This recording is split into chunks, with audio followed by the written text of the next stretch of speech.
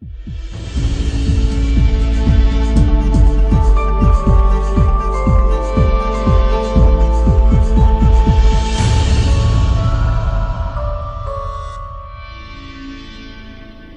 primeira carta, a epístola de Paulo aos Tessalonicenses, 1 Tessalonicenses no capítulo 1. E quero fazer deste capítulo a porção da palavra de Deus para nós nessa noite. 1 Tessalonicenses no capítulo 1.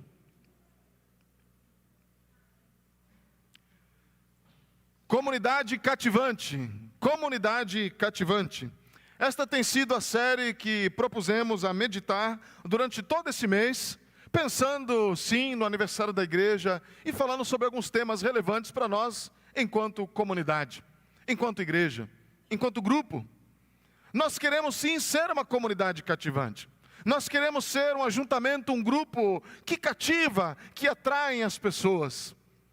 Não atrai as pessoas para nós, mas atrai as pessoas para o Senhor. E aquilo que atrai também as pessoas, que cativam as pessoas a se chegarem, que seja também tão somente o Senhor e o seu Evangelho bendito.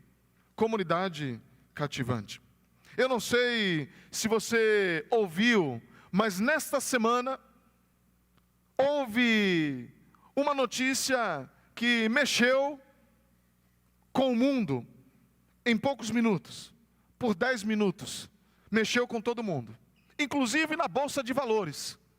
Por 10 minutos, a Bolsa de Valores nos Estados Unidos teve uma queda considerável, assustadora, em apenas 10 minutos. Porque uma notícia no Twitter, em um canal autenticado, verificado, de assinatura da Bloomberg, um dos canais de notícias mundiais, globais, postou uma foto de uma explosão no Pentágono. E essa foto, essa notícia percorreu o mundo. E em 10 minutos, a Bolsa dos Estados Unidos caiu. E talvez você vai dizer, mas por que apenas 10 minutos? Porque depois de 10 minutos, verificou-se que tudo era fake news. Mas que a imagem postada pelo Twitter era tão real que parecia verdade. Porque ela foi criada através da inteligência artificial dos nossos dias. Tive a oportunidade de um dia brincar com a minha filha nesse negócio. E é impressionante, você diz uma frase, diz a imagem que você quer, e sai um negócio ali. Separar a realidade da ficção será cada vez mais complexo nos nossos dias. Algumas notícias e imagens, será muito difícil distinguir se aquilo é verdade ou não. Certa vez, um homem procurando uma igreja perfeita, surpreendeu o pastor Charles Spurgeon na porta de sua igreja em Londres, na Inglaterra.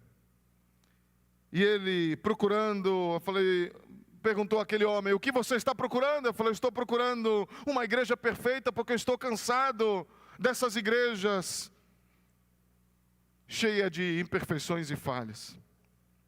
E Charles Spurgeon respondeu àquele homem, minha igreja não é essa que você está procurando. Mas eu te imploro, no dia que você encontrar essa igreja, não entre nela, senão você vai estragar tudo. Não entre nela. Todos nós estamos à procura de uma igreja perfeita.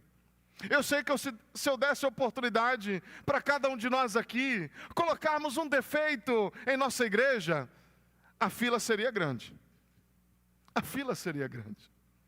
Porque nós temos sim um olhar muito clínico e severo. O nosso filtro, a nossa malha é muito fina. Mas a pergunta é, nessa malha fina, nesse olhar clínico, nesse olhar de crítica, será que eu faria parte?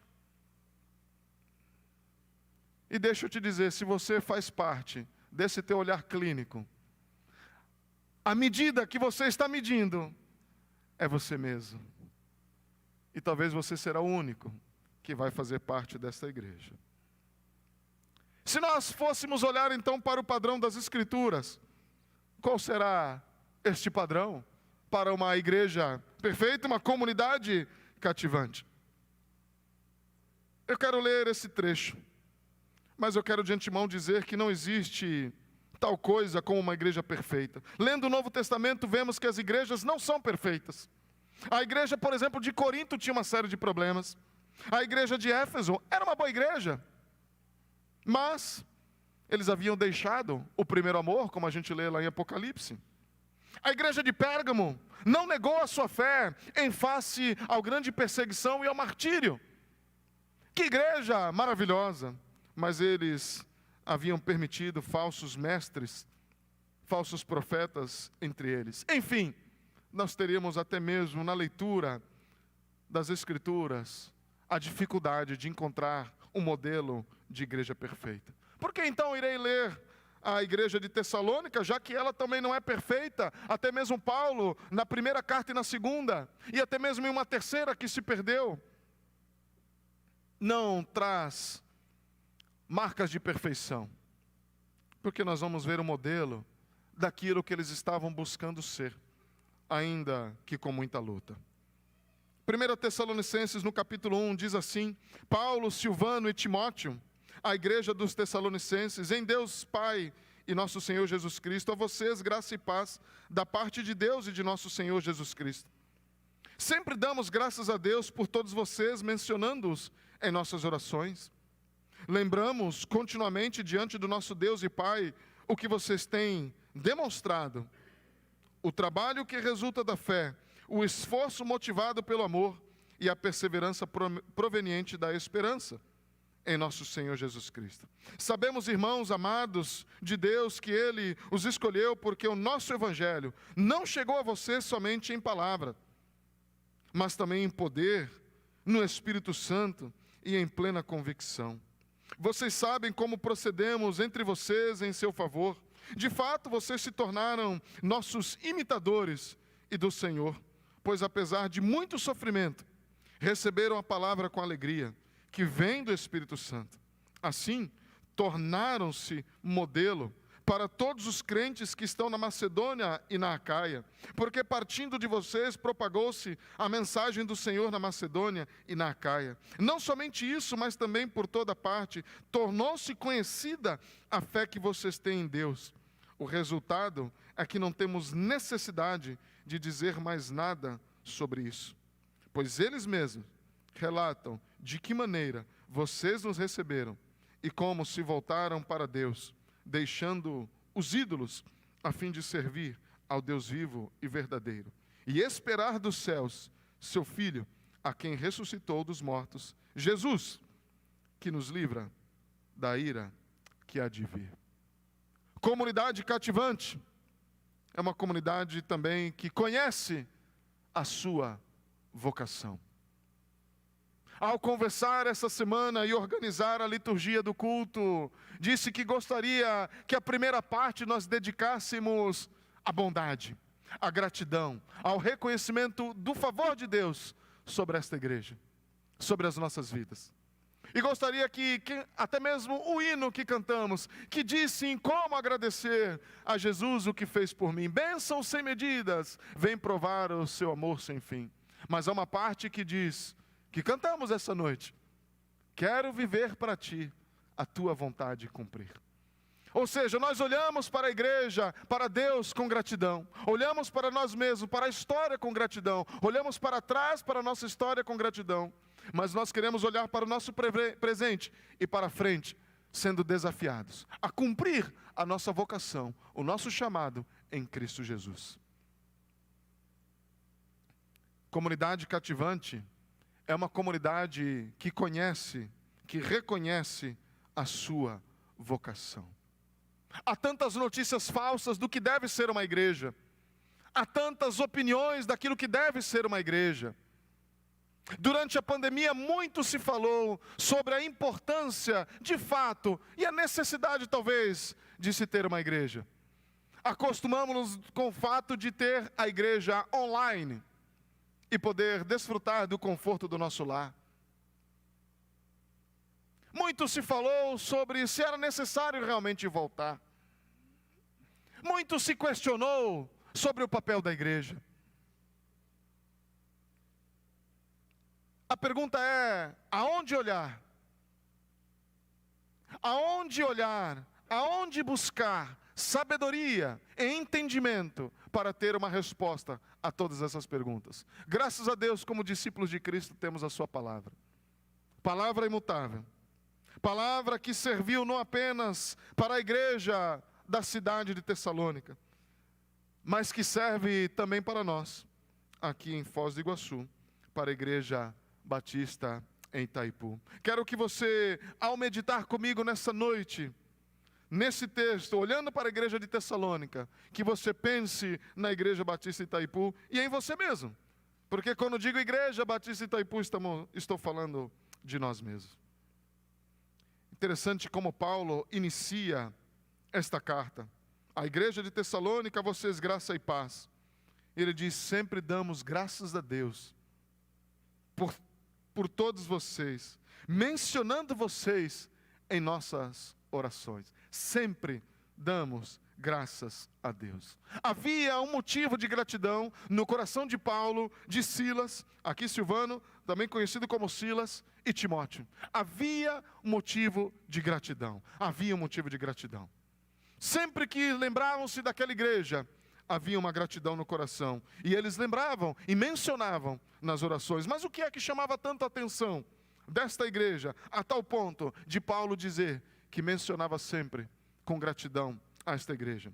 Era uma igreja que tinha uma fé autêntica, ela era dinâmica, ela era genuína e ela era contagiosa. Ela é uma igreja dinâmica. Olha o que diz os versos 2 e 3. Não apenas menciono nas minhas orações, mas lembramos continuamente diante do nosso Deus e Pai. O que vocês têm demonstrado? O que é que essa igreja tem demonstrado? Que nos serve de motivação, de inspiração. A gratidão de Paulo não veio porque todos os cristãos em Tessalônica pensavam nele e se lembravam de Paulo, que foi aquele que fundou a igreja. Até mesmo porque Paulo usou mais para frente um capítulo inteiro defendendo até mesmo o seu apostolado, o seu ministério diante de calúnias e tantas acusações falsas. A gratidão de Paulo não veio porque os cristãos de Tessalônica eram moralmente impecáveis. Até mesmo porque nos capítulos posteriores, Paulo vai chamar a atenção da igreja, porque havia impureza e falhas em relação à sexualidade. A gratidão de Paulo não veio porque os cristãos de Tessalônica eram completamente precisos na sua doutrina. Porque Paulo também corrigiu muito das doutrinas erradas daquela igreja. Então por quê?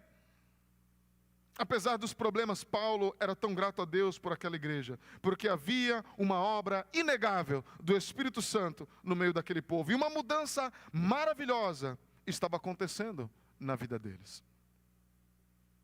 E é interessante que ele usa uma tríade, que usou também em outras cartas: fé, amor e esperança. Fé, esperança e amor. Ele usa essa tríade para dizer: é isso que eles estavam demonstrando. Uma fé ativa, uma fé ativa. Deus não estava tão interessado com aquilo que eles estavam fazendo para ganhar a vida, mas estava mais interessado com aquilo, ou melhor, como eles estavam trabalhando e fazendo o que estavam fazendo. Era uma fé ativa, era uma fé que trabalhava, era uma fé evidente, era uma manifestação visível da transformação que Deus havia feito no interior deles. Eles estavam manifestando a fé, como diz uma palavra antiga que não se usa mais no nosso português: laboriosa. mas seria talvez a palavra mais correta para a tradução deste versículo. Uma fé que trabalhava, uma fé que trabalhava. Quando Paulo ficou preso em Atenas, enviou Timóteo para descobrir o que estava acontecendo com aquela igreja. E lá no capítulo 3, verso 6, vai dizer que Timóteo relatou a fé e o amor que aquela igreja estava demonstrando. Não era apenas uma fé manifestada como se diz em nossos dias. A minha fé eu guardo para mim mesmo. A minha fé é minha. Eu tenho a minha fé. Mas era uma fé visível. Era uma fé que era capaz de ser observada. As pessoas ao redor, não apenas em Tessalônica, naquela cidade, mas em toda a região, eram testemunhas da fé que eles tinham. Uma fé evidente. Uma fé que vinha acompanhada de trabalho, de muito serviço. Não era apenas dizer, eu tenho a minha fé e guardo para mim, coloco no bolso e levo para casa. Era uma fé que era atuante, ativa e que se trabalhava. Diz o texto que propagou-se a mensagem do Senhor, tornou-se conhecida a fé que vocês têm. Eles mesmos relatam, era uma fé visível, clara, evidente. Essa é a pergunta. Era aquilo que eles estavam demonstrando. A pergunta para nós, a nossa fé é visível. A nossa fé é visível. E diz ainda que, versículo 3, o esforço motivado pelo amor. Era um amor operante, operoso, um amor de suor, porque seria a melhor tradução para esse versículo. Um amor que vem pelo suor. Eu amo do meu jeito. Eu amo do meu canto. Eu amo aonde eu estou. Eu amo. Eu amo. Que amor é esse? Que não tem suor. Que amor é esse? Que não tem suor. Toda a região conhecia aquela igreja. E o amor que eles demonstravam com suor. Com suor. É muito fácil dizer, como eu amo o Senhor, como eu amo a minha igreja, como eu amo o Evangelho. Com a camisa sequinha, sem uma gota de suor.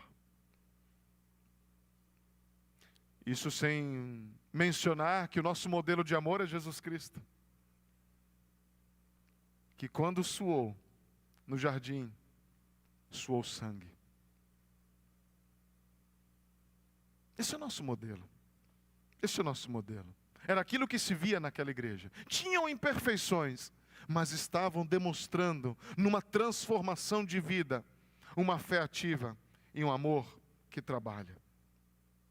O amor genuíno que está disposto a ir até o fim, até o ponto da exaustão, do cansaço, do suor. É um amor que não conhece limites, é um amor que encontra a sua fonte última no amor de Deus, no amor revelado em Cristo Jesus. Paulo enfatiza, usando esta palavra, que é um amor que se manifesta no cansaço, no suor, na fadiga. É suor. É suor. Não estou suando por qualquer causa. Não estou suando para defender uma causa nobre. Não estou suando para defender uma ideologia. Não estou suando para defender um partido político. Não estou suando para defender outras coisas. Estou suando pelo Evangelho de Jesus Cristo. Estou suando pela igreja do Senhor, a quem Ele deu o seu próprio sangue. Eu vi muitos se manifestando, e vejo ainda muitos se manifestando, e quero dar uma palavra bem direta aqui. Vejo muitos se manifestando politicamente, não com a mesma intensidade que eu vejo se manifestando pelo Evangelho. Eu vi muitos irmãos em Cristo meus, que ficaram noites numa barraca, e que nunca viam desses, ficando numa barraca, para pregar o Evangelho de Jesus Cristo. O que tem mais valor, o que tem mais peso?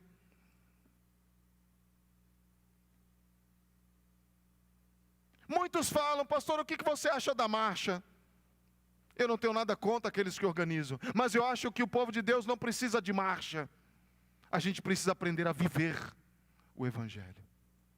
A gente não precisa mais de manifestações. A gente precisa viver o Evangelho. Porque se a gente começar a viver o Evangelho, aonde nós estamos, no bairro onde eu estou, no trabalho onde estou inserido, lá no meu escritório, na minha empresa, na minha escola, na minha vizinhança, as transformações vão acontecer. Estava morando antes daqui, os irmãos sabem, como missionário lá na Itália, onde menos de 1% são convertidos. Aqui o nosso censo último diz que estamos beirando quase aos 40%. Jesus nos falou e nos disse que não é que nós devemos nos transformar. Vocês que estão em Cristo, vocês são sal. Deixa eu te perguntar, uma pergunta básica. Você não precisa se você sabe cozinhar ou não. Não estou perguntando se você é um Masterchef. Se você sabe fritar um ovo em casa. Mas deixa eu te dizer. Coloque um arroz para ferver, uma água, alguma coisa. E coloque 40% daquela quantidade lá de sal. Me responda se você consegue colocar aquilo na boca. Faz alguma diferença? As pessoas dizem que é uma pitadinha. Nós somos 40%. E ainda dizem que a gente precisa de marcha. A gente precisa viver. Porque no dia que esses 40%, se é verdade mesmo, começarem a viver de maneira autêntica, uma fé ativa, um amor que trabalha, que sua pelo Evangelho de Jesus Cristo, a diferença vai acontecer. A diferença vai acontecer. Diz ainda o verso 3, que não apenas isso, mas a perseverança proveniente da esperança em nosso Senhor Jesus Cristo. Era uma esperança paciente, uma esperança, uma confiança inabalável no Senhor, independentemente das circunstâncias. E ainda o texto mais para frente vai falar do sofrimento. Era uma igreja que passou por perseguição. Atos 17, nós já trabalhamos isso alguns domingos atrás. Depois você pode ler em casa, Atos 17, quando Paulo vai pregar o Evangelho naquela cidade e começa então aquela comunidade. Houve uma perseguição. Paulo teve que sair fugido. No meio da noite os levaram para Bereia. Perseguição. Mas eles mantinham uma fé inabalável. Uma esperança no Senhor Jesus Cristo. Um homem pode suportar qualquer coisa enquanto tiver a esperança. Pois então ele estará caminhando, não para a noite, mas para o amanhecer. Eu li essa frase quando tive a oportunidade de visitar aquele campo de concentração chamado Auschwitz. Eu li essa frase lá. Muitos daqueles que sobreviveram e que tiveram a oportunidade de relatar em escritos o motivo pelo qual conseguiram sobreviver àquela tragédia humana. Todos eles diziam, e se a gente soma todos os escritos, 3 palavrinhas se destacam em todos esses textos: fé, esperança e amor. Eles tinham fé, eles tinham esperança do reencontro com aquelas pessoas que amavam. E o amor que eles tinham por aquelas pessoas motivou eles a continuarem vivos e não perderem a coragem. Fé, esperança e amor.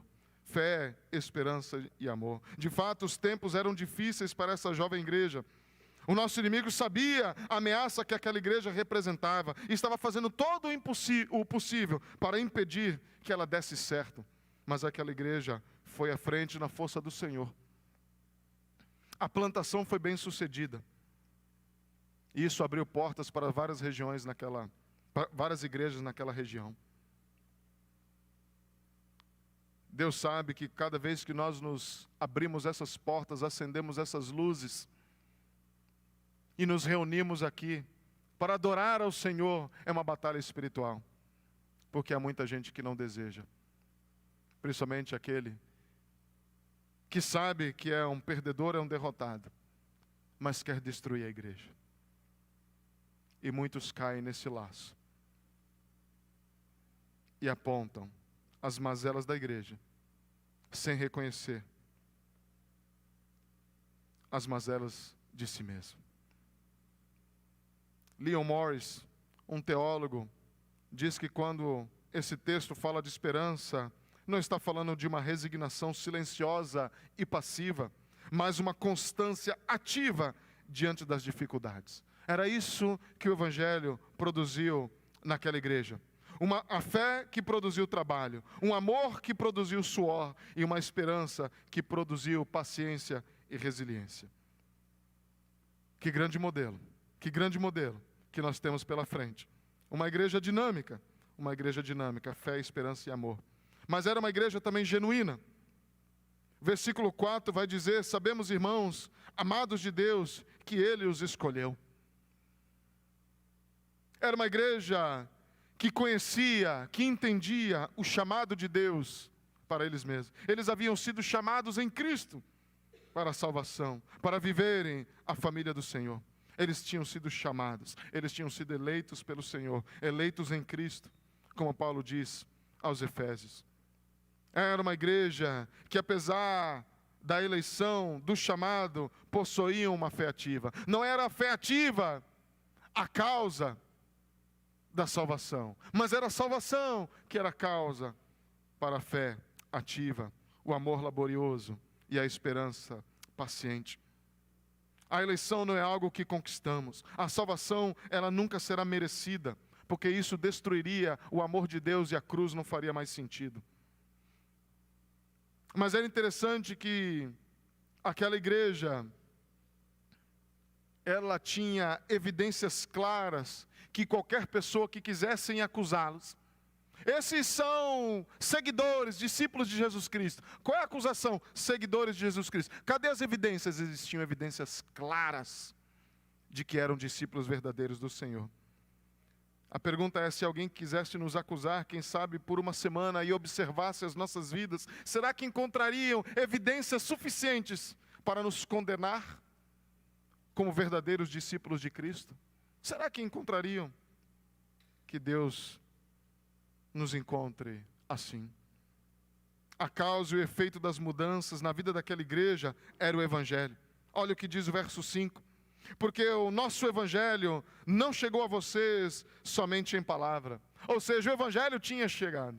O Evangelho chegou, porque é o Evangelho que transforma, é o Evangelho que faz todas as coisas. Como lemos aqui nessa noite, como o pastor Leonardo disse, se alguma coisa acontece, quando acontece, por que acontece, como acontece, de que maneira acontece, acontece quando estamos em Cristo, porque é dele, por meio dele e para ele que são todas as coisas. É no Evangelho, é nas boas notícias de Cristo.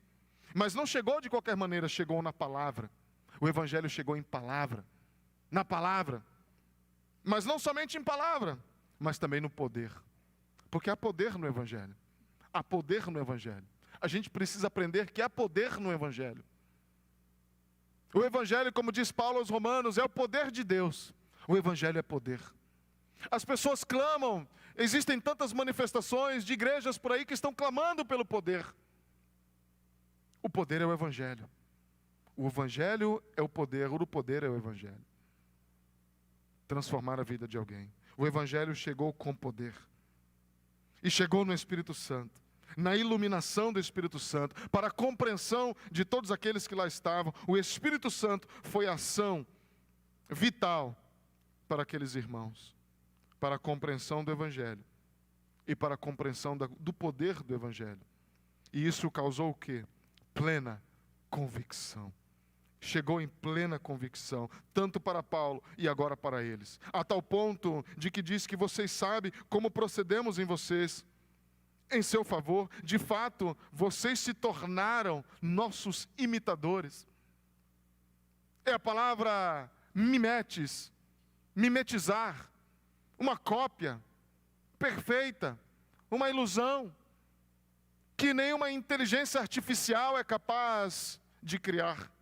Só o Evangelho é capaz de criar.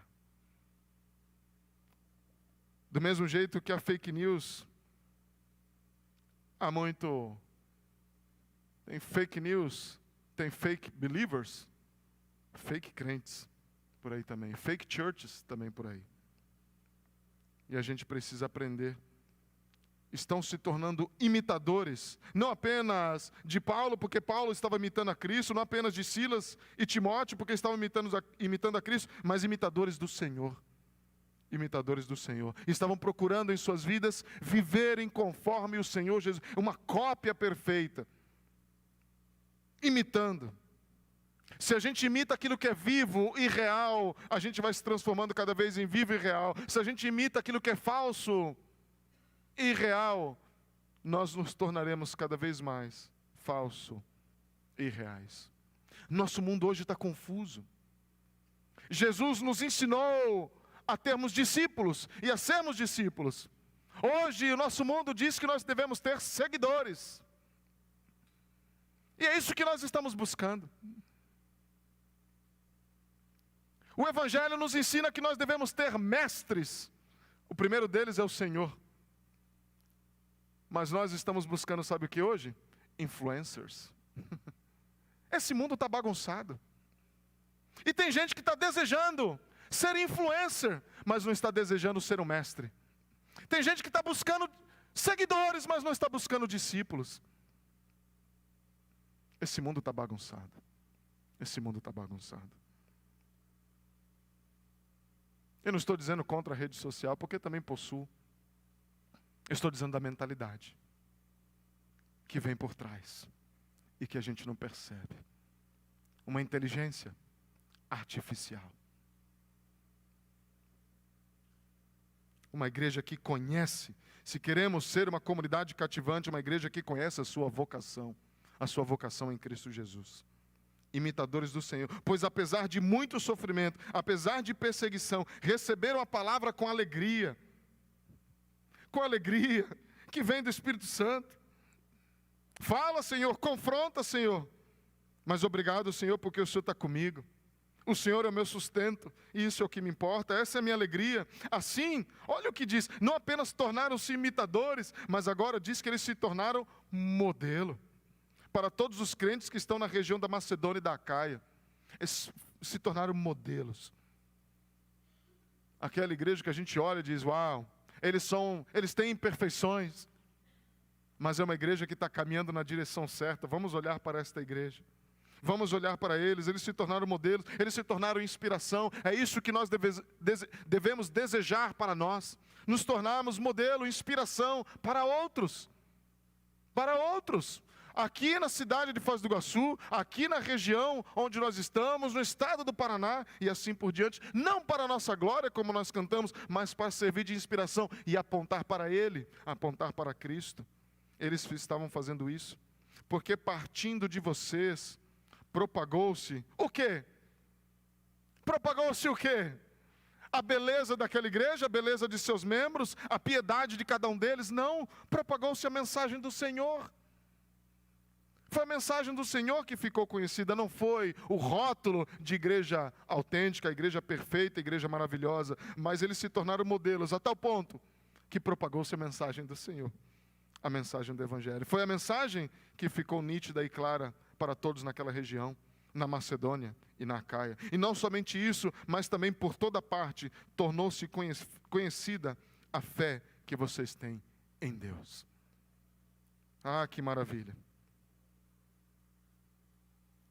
No dia que a gente, quem sabe, sair a trabalho, fizer uma viagem, alguma coisa parecida, estiver em outra cidade, em conversa, conversa aqui, fala uma coisa aqui, fala colar, somos de Foz do Iguaçu. Eu ouvi falar aqui de Foz do Iguaçu, é mesmo? O que você ouviu falar? Das cataratas, lá da usina e coisas do tipo? Da fronteira? Não, ouvi dizer que tem uma igreja naquela cidade. Ouvi falar que tem uma igreja naquela cidade. A cidade de Tessalônica tinha muitas outras coisas.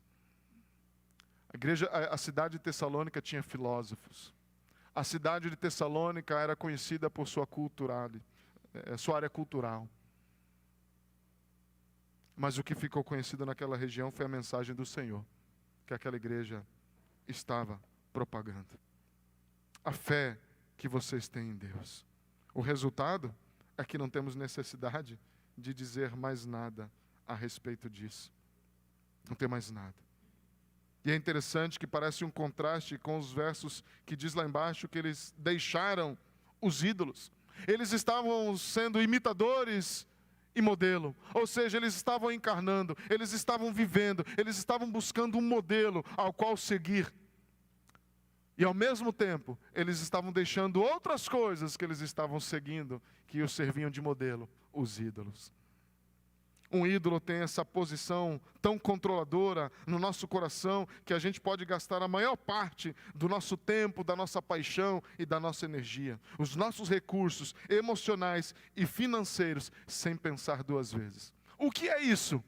É o teu ídolo. É o teu ídolo. Temos vários ídolos. Era uma igreja que estava abandonando os ídolos. Ele falou, eu tenho algo apenas para seguir. É o Senhor. Como podemos nos libertar de algo que está profundamente enraizado na nossa vida? Há apenas um caminho. Temos que recorrer a algo melhor. Temos que passar do que é falso para aquilo que é verdadeiro. Temos que passar daquilo que é morto para aquilo que é vivo. É isso que diz o verso 9. Pois eles mesmos relatam de que vocês nos receberam e como se voltaram para Deus, deixando os ídolos, a fim de servir ao Deus vivo e verdadeiro. Era uma igreja genuína, que estava buscando o Senhor. Muitos deram sangue, vida pelo Evangelho. Temos falado em alguns momentos sobre serviço, e eu não quero repetir, mas deixa eu trazer algo muito real. Eu costumo dizer que nós hoje estamos sentados não em cadeiras. Ah, como assim? Mudou o nome, pastor? Nós estamos sentados em ombros de gigantes. Gente que deixou família, gente que deixou pai, gente que deixou mãe, gente que deixou filho, gente que veio doente, saiu do seu país, deixaram tudo para trás, vieram para cá, para o Brasil, trazer o Evangelho. Gente que saiu lá do Rio de Janeiro, que vieram para cá, para Foz do Iguaçu, para que eu e você desfrutássemos do Evangelho aqui. Gente que largou, gente que deixou, gente que abandonou. Por isso nós estamos sentados em ombros de gigantes. Isso sem contar os heróis da fé de Hebreus no capítulo 11. Estamos sentados em ombros de gigantes. Ainda ontem, conversando com o pastor Flávio, ele disse que há um projeto sendo desenvolvido pelo ministério, que ele é o diretor executivo hoje, chamado Perspectivas, de produzir materiais, livros, narrando histórias desses gigantes do Brasil e que trabalharam em solo brasileiro. Eu cresci ouvindo histórias de grandes missionários. Histórias de missionários que deram sua vida ao redor desse mundo. Mas conheço pouco de gigantes que trabalharam por aqui. E ele me citou alguns. Eu falei, que maravilha. Vou orar por isso. Que belíssima obra será a gente ter acesso a esses gigantes. Alguns deles, John MacArthur diz assim: seguir Jesus para estes foi a soma de toda a existência. No momento em que a própria vida estava em jogo, nada mais importava além de se identificar com Cristo. Para estes crentes fiéis, o nome cristão era muito mais do que apenas uma designação religiosa. Definia tudo o que eles eram, tudo sobre eles, incluindo como eles viam a si mesmos e o mundo ao seu redor. O rótulo enfatizava o seu amor por um Cristo crucificado, junto com a sua disposição de segui-lo. Não importa o custo. Falava da transformação completa que Deus havia produzido em seus corações e testemunhava o fato de que eles haviam sido completamente renovados em Cristo. Eles haviam morrido para o seu antigo modo de vida, tendo nascido de novo na família de Deus. Cristão não era simplesmente um título, mas uma maneira inteiramente nova de pensar. Uma maneira que tinha sérias implicações, não apenas em como eles viviam, mas inclusive como eles morriam.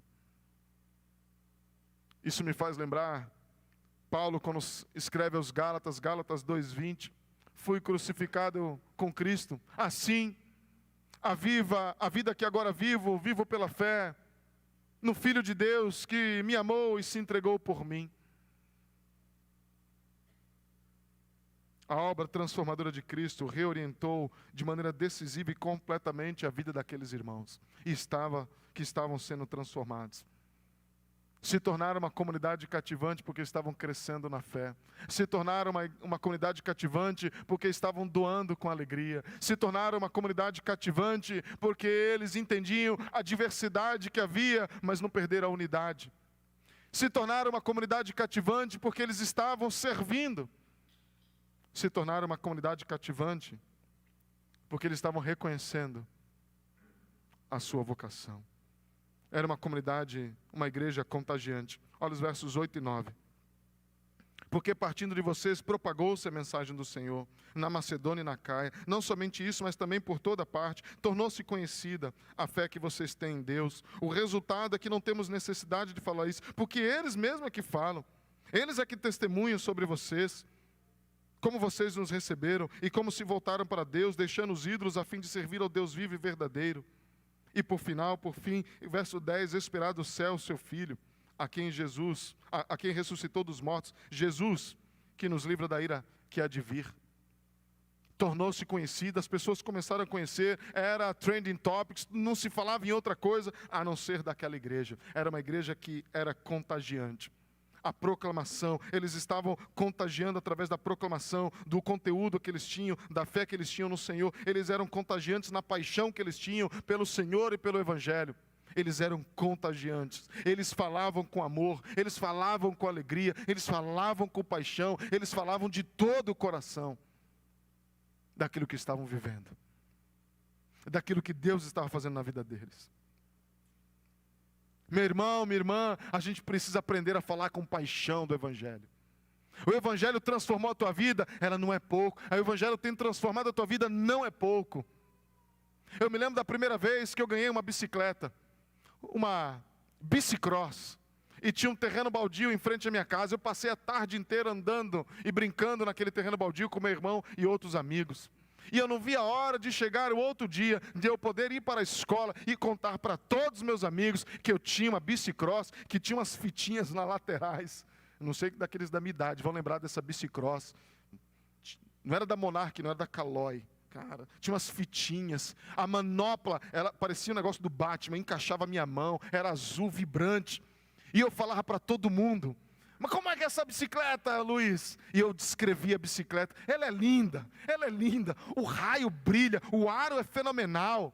Olha, dá para empinar, tem um guidãozinho assim, que tem uma espuminha, que você ainda aperta, é sinistra.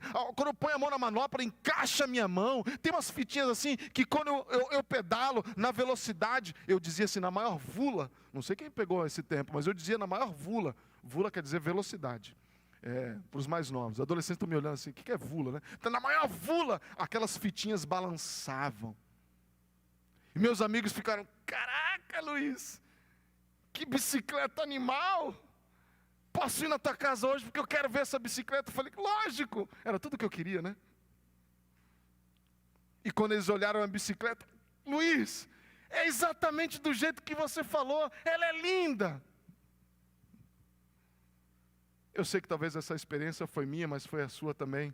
Não de uma bicicleta talvez, mas é de outra coisa. A minha pergunta: será que a gente tem essa mesma paixão para falar de Jesus Cristo, para falar do Evangelho, para falar da igreja do Senhor? Como é a tua igreja? Que igreja você vai? Como é a tua igreja?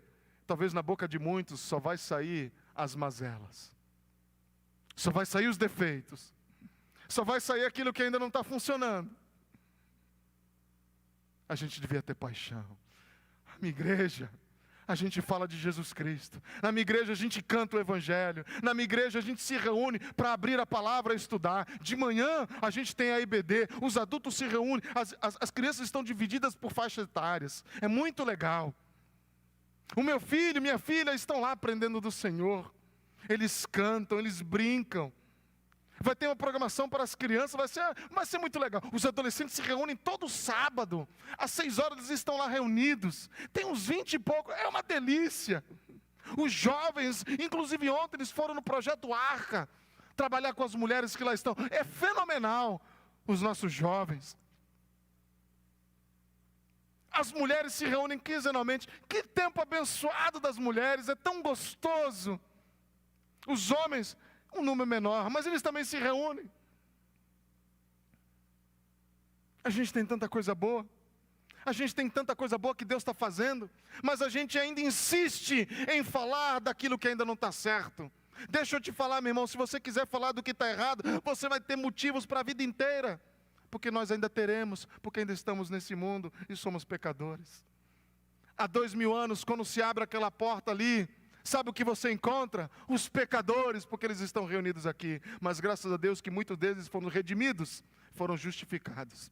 E hoje se chamam filhos de Deus. Aleluia, glória ao Senhor por isso. Essa é a igreja do Senhor, tão divina, mas tão humana, tão perfeita, mas tão cheia de falhas. Mas nós ansiamos naquele dia. A gente ainda espera, aqueles irmãos estavam esperando, eles receberam uma carta de elogios, mas também uma carta de correção de Paulo, mas eles estavam esperando dos céus o Filho, a quem ressuscitou dos mortos, Jesus, que nos livra da ira que há de vir. Porque na malha de Deus não passa ninguém, não passa ninguém. Como diz as Escrituras, não há um justo sequer, não há ninguém que faça o bem.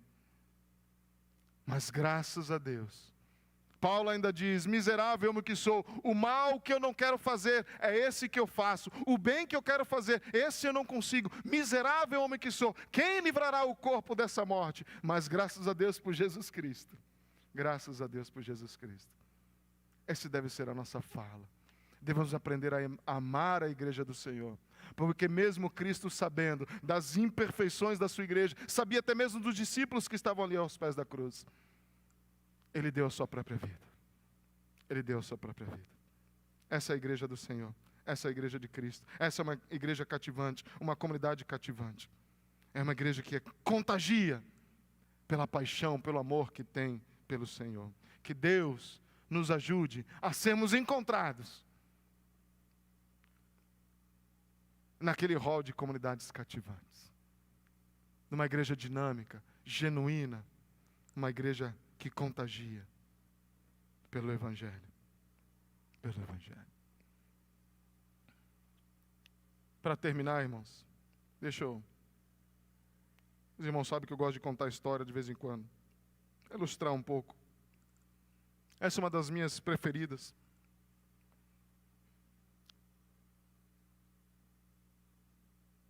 Conta-se que não é no Evangelho, não é uma narrativa, não está escrito isso nos livros inspirados, mas nos serve de reflexão. Conta-se a narrativa de que Jesus um dia chamou os seus discípulos para uma caminhada, como fazia todos os dias. Vamos caminhar, vamos andar comigo. Vamos sair por aí falando sobre o reino, falando sobre o Evangelho, curando, abençoando a vida das pessoas. E os discípulos, claro, Senhor, vamos. Mas antes de sair, eu tenho um pedido para vocês. E todos os discípulos, claro, mestre, diga. E Jesus disse para os discípulos, vocês poderiam carregar uma pedra por mim? E os discípulos, claro. Por que não? Cada um ali dos discípulos, Pedro, Tiago, João, e todos ali pegaram uma pedra. Pedro, sempre aquele mais exaltado, mais afoito, é sempre o primeiro em tudo. E esperto, ele falou, quer saber? A gente vai caminhar e com Jesus não é brincadeira. Ele sai de uma cidade, ele vai para outra, é tudo a pé, ele não pega Uber, ele vai a pé. E caminhar com Jesus não é fácil. Quer saber? Eu vou pegar uma pedrinha bem pequenininha. Ele falou carregar uma pedra, ele não falou o tamanho.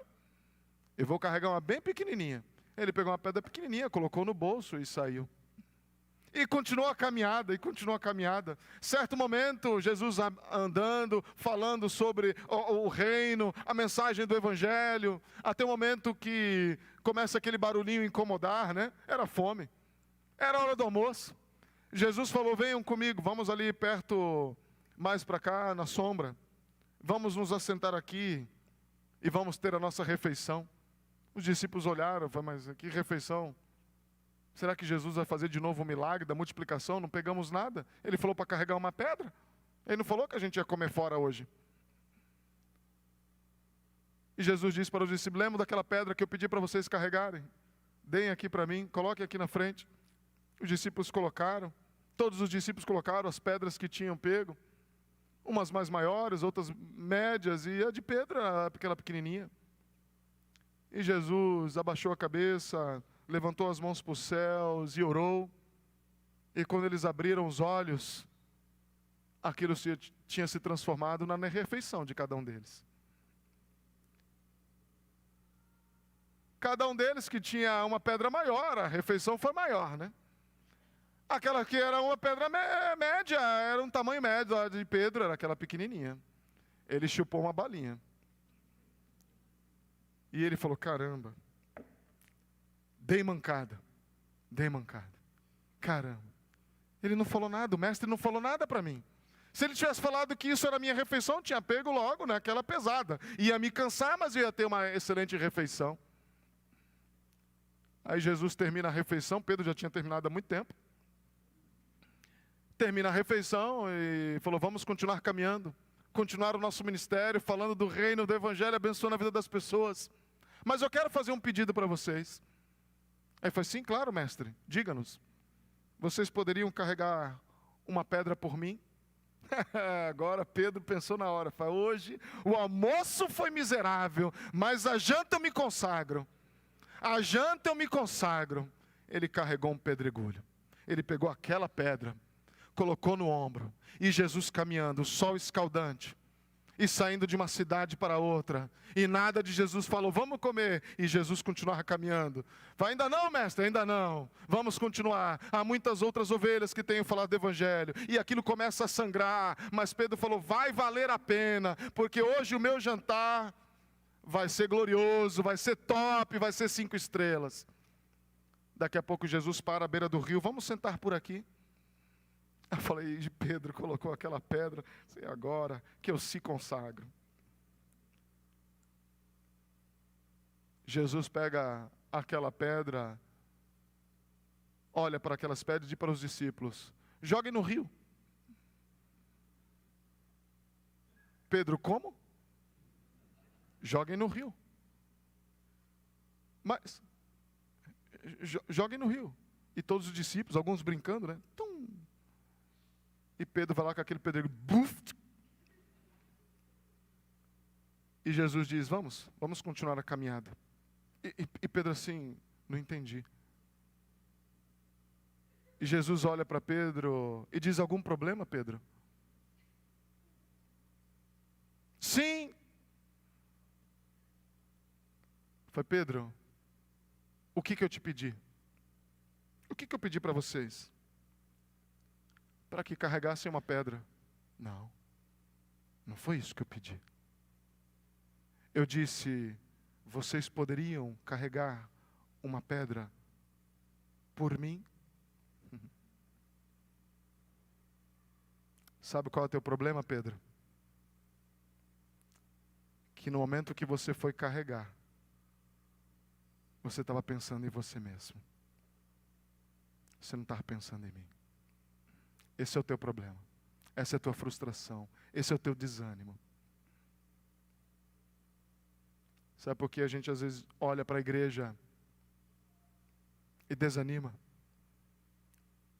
Porque a gente acha que tudo isso aqui é feito para a gente mesmo. A gente acha que a gente está aqui para a gente. Tem que ser o melhor para mim. Tem que ser aquilo que é agradável para mim. Tem que ser aquilo que me conforta. Tem que ser aquilo que me traz alegria. E Jesus está dizendo, na hora que você abrir aquela porta e adentrar esse salão, tudo aquilo que for feito aqui é para mim. E na hora que você sair por aquela porta, tudo aquilo que for feito lá fora também é para mim. O desânimo vai terminar. E a gente vai começar a fazer as coisas com a motivação correta. É somente nesse momento que a nossa igreja vai se tornar uma comunidade cativante. Quando a gente estiver fazendo o que a gente estiver fazendo, quando a gente estiver carregando as nossas pedras, não para a gente mesmo. Quando a gente estiver fazendo o que a gente estiver fazendo para Ele. Ah, mas não me trouxe alegria, não tem problema, não foi para você. Ah, mas não ficou confortável para mim, não tem problema, não era para você. É para Ele.